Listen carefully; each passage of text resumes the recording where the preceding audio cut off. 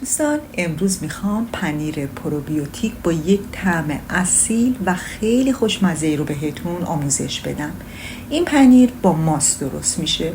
درست کردن پنیر با ماست شاید در نگاه اول غیر قابل قبول به نظر برسه، چون که ماست معمولی هیچ وقت بافتی برای تبدیل شدن به پنیر رو نداره. هیچ فرقی هم نمیکنه ماست چکیده باشه یا ماست معمولی. بافت ماست قابلیت تبدیل شدن به پنیر رو نداره.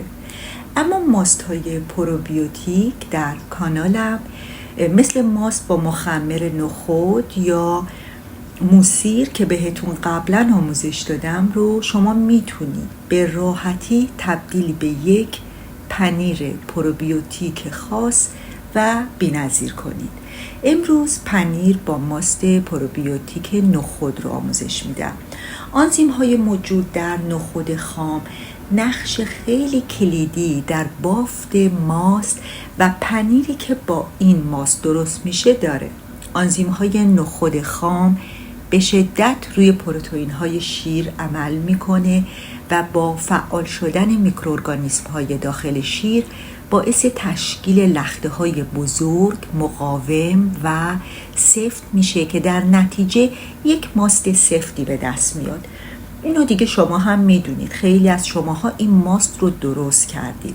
حالا وقتی که میخوایم این ماست رو تبدیل به پنیر کنیم، لخته های ماست خیلی خوب روی هم قرار میگیره که حتی با فشار دادن زیاد هم شکل خودش رو حفظ میکنه و از هم پاشیده نمیشه، درست مثل پنیری که با آنزیم حیوانی و یا گیاهی درست میشه.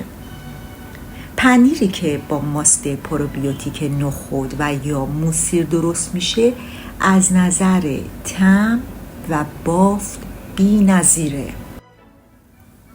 این پنیر خیلی راحت درست میشه و تقریبا هیچ دردسری نداره. شما اول باید به فکر درست کردن ماست پروبیوتیک با مخمر نخود باشید که آموزش این ماست در کانالم هست. لینک آموزش رو در قسمت توضیحات میذارم.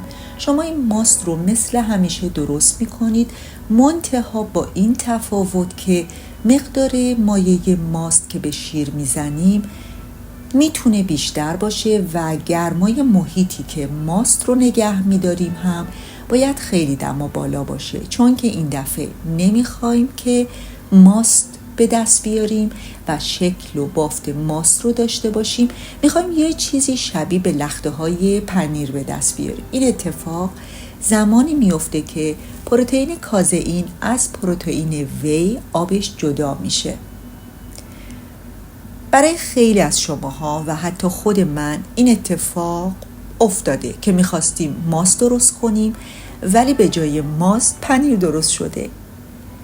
حالا این اتفاق به دلایل مختلفی میفته، مثلا اگر مقدار مایع ماستی که به شیر میزنیم زیاد باشه، یا اینکه مایع ماست بیش از اندازه فعال باشه و مقدار میکروارگانیسم هاش خیلی زیاد باشه، یا اینکه محیطی که ماست رو نگه میداریم بیش از اندازه گرم باشه.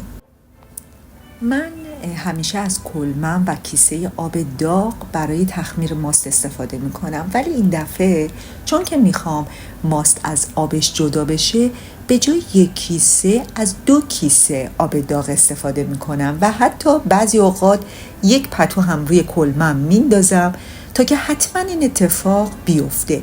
ولی حالا بیایم فرض رو بر این بگیریم که این اتفاق نیفته و شما ماست به دست بیارید. هیچ اشکالی نداره، شما باز هم این پنیر رو میتونید درست کنید، چون که همونطور که قبلا گفتم بافت این ماست خیلی با ماست معمولی فرق میکنه و باز هم شما یک پنیر با کیفیت بالا به دست میارید، حتی اگر ماست از آبش جدا نشه. منتها جدا شدن ماست از آبش کار آبگیری پنیر رو راحت تر میکنه و ما رو یک چند ساعتی جلوتر میندازه.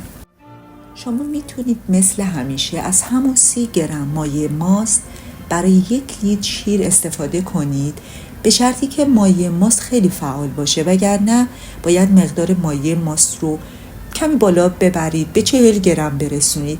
گرمای محیط رو هم 45 تا 46 درجه سانتیگراد با کمک 2 تا کیسه آب داغ در کلمن یا در یک کمد کوچیک یا حتی در یک کارتون کاغذی که با روزنامه داخلش رو پر کردید، شیشه های ماست رو، شیر رو نگه دارید. این اتفاق بعضی اوقات حتی در 12 ساعت اول میتونه بیفته که جای نگرانی نیست. شما میتونید کار تخمیر رو تموم کنید و شیشه های ماست رو که حالا مثل پنیر شده، از آبش جدا شده، بعد از 12 ساعت داخل یخچال نگه دارید.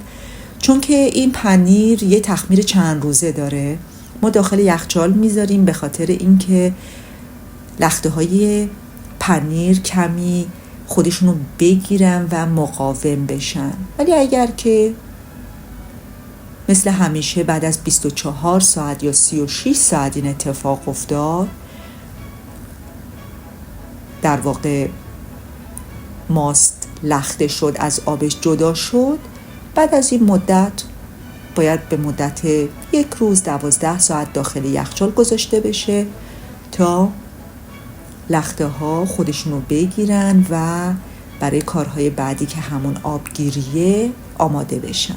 اگر این اتفاق نیفتاد و همچنان بعد از 24 ساعت یا 36 ساعت ماست شما از آبش جدا نشد و شکل ماست طبیعی رو داشت، باز هیچ اشکالی نداره.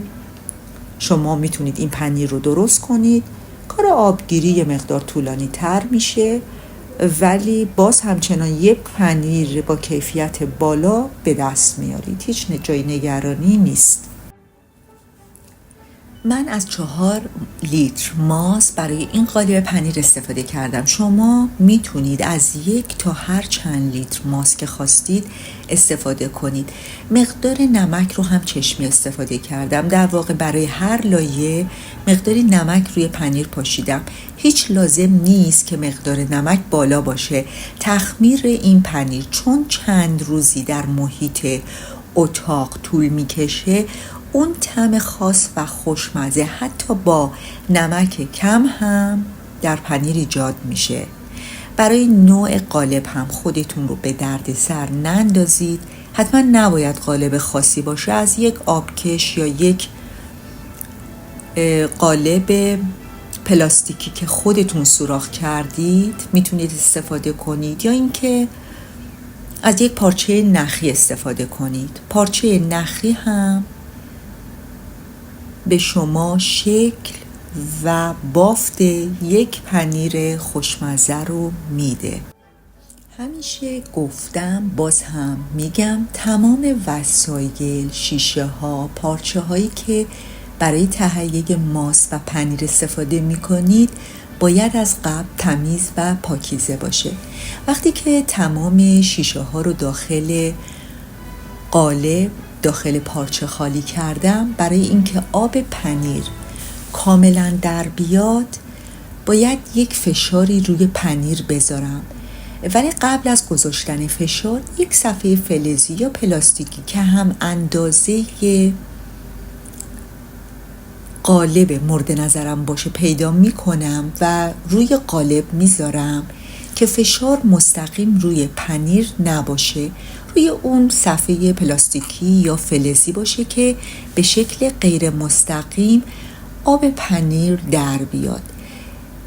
ببینید، من برای مقدار 4 لیتر ماست برای اول کار از 2 کیلو سنگینی به مدت 3 ساعت استفاده می کنم.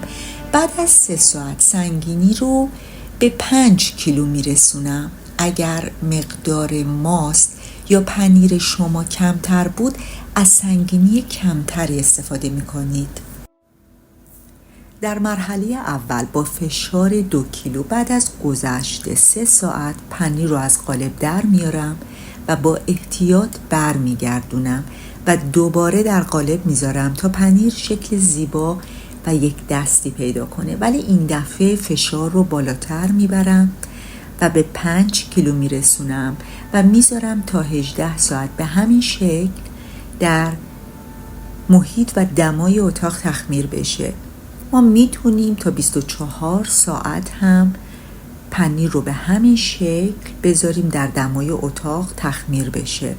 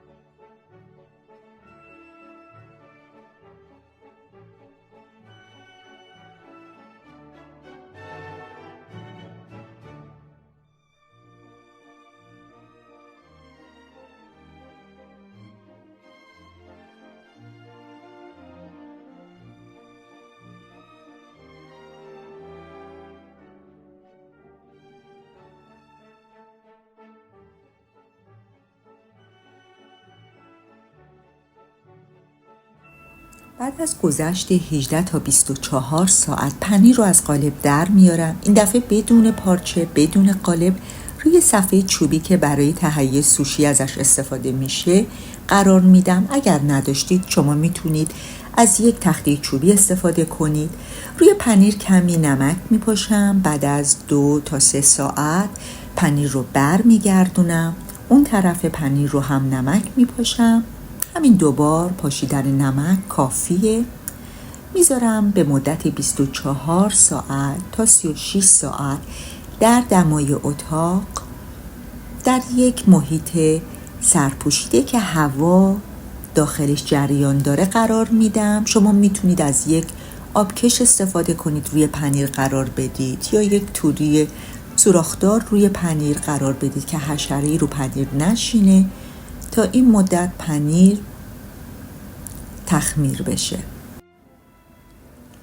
دوستان، در مدت زمانی که این پنیر در دمای اتاق تخمیر میشه شما میتونید کاملا آرامش خاطر داشته باشید و نگران هیچ گونه تغییرات ناخواسته در تخمیر این پنیر نباشید. در این پنیر به دلیل استفاده از مایع اولیه قوی و پروبیوتیک به خصوص مخمر نخود از نظر آنزیمی و میکروبیولوژیکی خیلی خیلی مقاوم هستش. آنزیم‌های خاص موجود در نخود و باکتری‌های پروبیوتیک موجود در ماست در فرایند تخمیر این پنیر به حدی قوی عمل می‌کنند که هیچ نوع باکتری مضری در این محیط نمیتونه رشد کنه، حتی اگر مقدار نمکی که استفاده میکنید کم باشه یا حتی اصلا نمک نداشته باشه. خواص میکروبیولوژی و آنزیمی باعث میشه که این پنیر به طور طبیعی در برابر رشد باکتری های مضر محافظت بشه و فرایند تخمیر به درستی پیش بره. بعد از 24 تا 36 ساعت که پنیر تخمیر و رطوبت زیادی از دست داد، میتونید پنیر رو داخل یک ظرف دربسته بذارید، داخل یخچال، و بعد از گذشت چند ساعت پنیر تخمیری و پروبیوتیک شما آماده برای میل کردن هستش. در آموزش بعدی یک پنیر خیلی خیلی خوشمزه میخوام بهتون آموزش بدم که باز با همین ماست درست میشه، فقط این که یک پنیر با شکل و بافت کاملا متفاوت با این پنیر هستش. یادتونه در فیلم ماست پروبیوتیک نخود بهتون گفتم این ماست یک ماست 1000 چهره است؟ بی دلیل نبوده، چون در آینده پنیرهای مختلفی رو با این ماست بهتون آموزش میدم که کاملا با هم متفاوت هستن. خب دوستان، این بود از آموزش امروز من. تا بعد.